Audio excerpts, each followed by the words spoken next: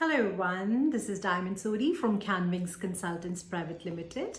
Welcome to my weekly YouTube session. So, though my sessions are scheduled for Friday, but great, I have also got some news for you from the state of South Australia.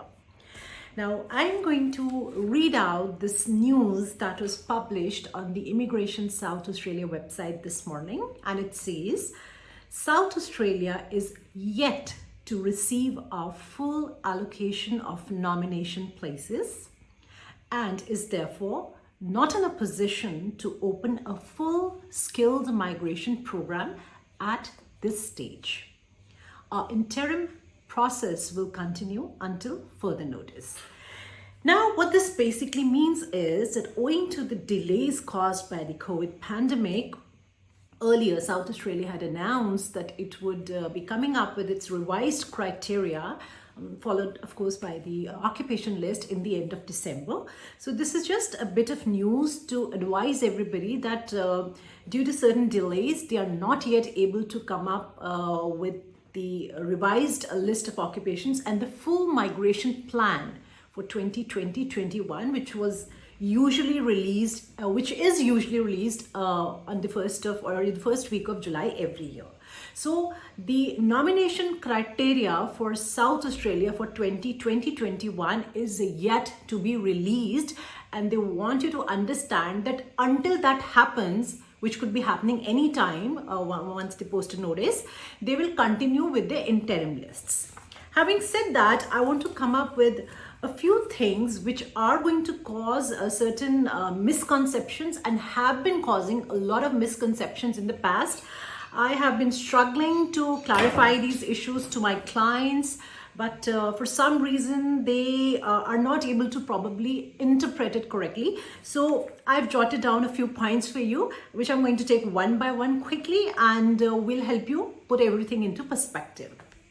So while we wait for South Australia to come up with its revised occupation list and its revised criteria under its full migration plan, which South Australia is yet to release, South Australia will continue to work on the previous criteria that were in effect. That is, the applicants will have to have 3 months of stay in South Australia.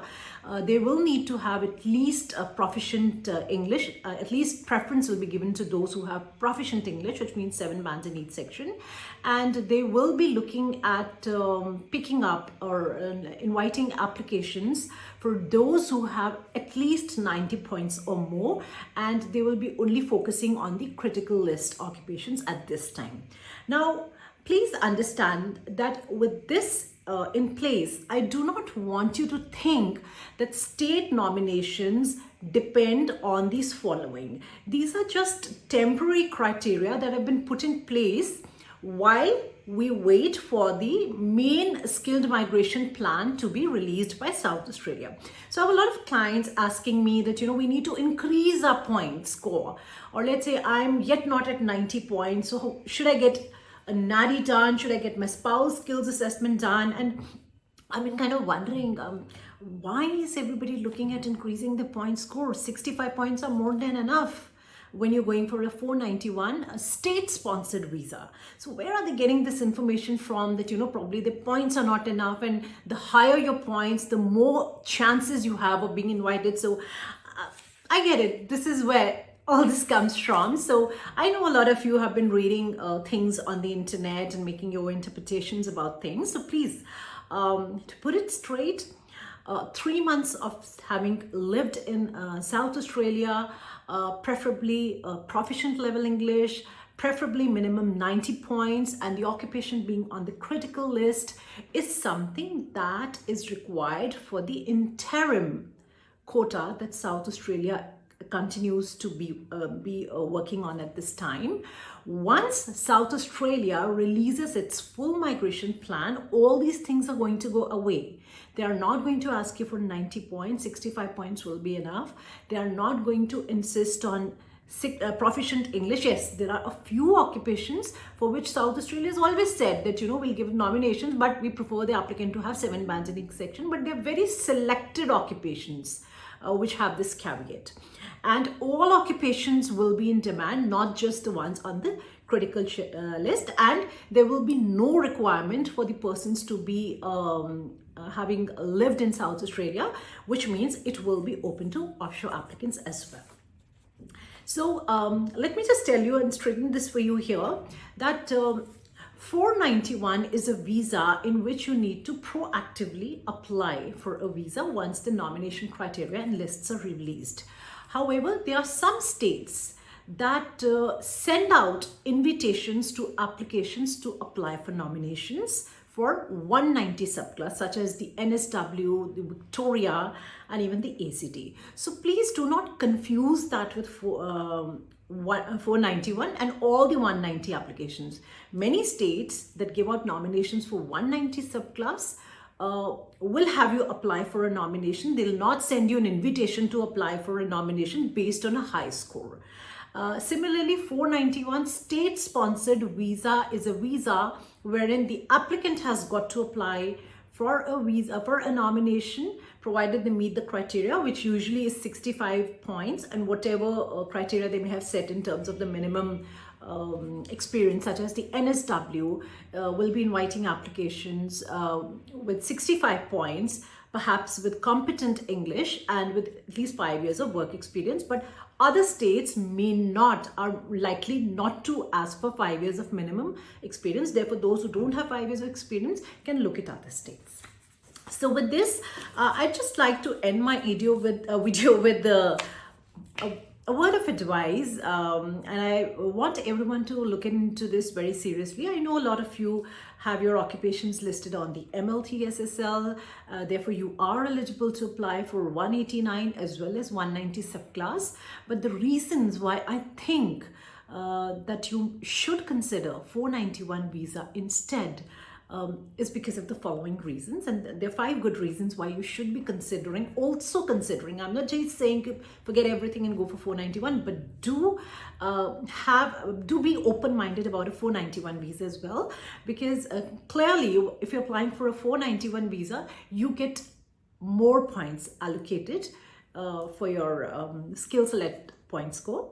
And then a vast majority of occupations are available. In fact, all occupations listed on the various states are eligible for applying for a 491 visa.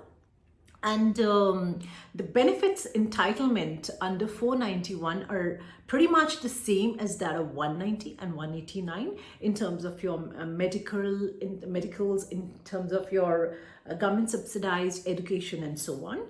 And most importantly, 491 happens to be a priority visa.